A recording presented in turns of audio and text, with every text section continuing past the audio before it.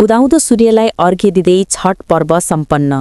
आज बिहान उदाउँदो सूर्यलाई अर्घ्य अर्पण गर्दै 4 दिनसम्म मनाइने छठ पर्व श्रद्धा र भक्तिपूर्वक सम्पन्न भएको छ। तराईका महत्तरी, धनुषा, सिराहा, सप्तरी, सर्लाही, रौतहट, बारा, पर्सा, मोरङ, सुनसरी लगायत मिथिलाञ्चलका विभिन्न जिल्लासहित देशभरका नदी, पोखरी, तलाउ र जलाशयमा हजारौं भक्तजनले सूर्य उपासना गर्दै अर्घ्य अर्पण गरेका हुन्।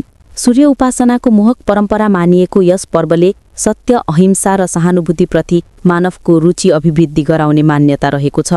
पारिवारिक सुख, शान्ति, समृद्धि, शारीरिक कल्याण, रोगमुक्ति तथा मनोकामना पूर्तिको कामना गर्दै मनाइने छठ पर्वमा जलाशयहरूमा भक्तजनको ठूलो भिड देखिएको थियो।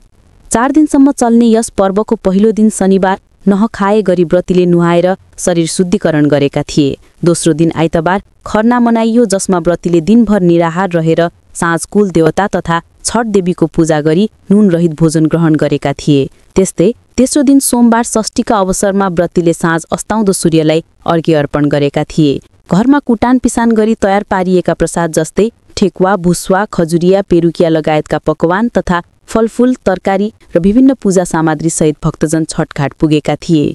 सन्ध्याकालीन अर्घ्यका क्रममा व्रतीले जलाशयमा पसेर सूर्य अस्ताउँदासम्म आराधना गरेका थिए। आज बिहान अन्तिम दिन सप्तमीका अवसरमा पुनः छठघाटमा भेला भई भक्तजनले उदाउँदो सूर्यलाई अर्घ्य अर्पण गर्दै पर्व सम्पन्न गरेका हुन्।